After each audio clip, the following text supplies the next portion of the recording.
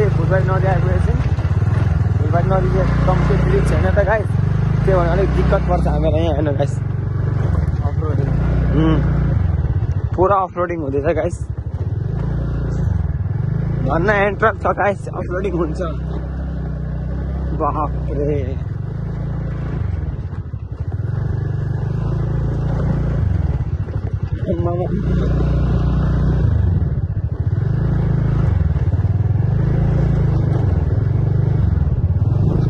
सक्यो अब यहाँबाट यही हो नदी।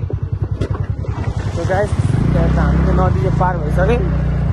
यस्तो छ अब के भन्नु गाइस।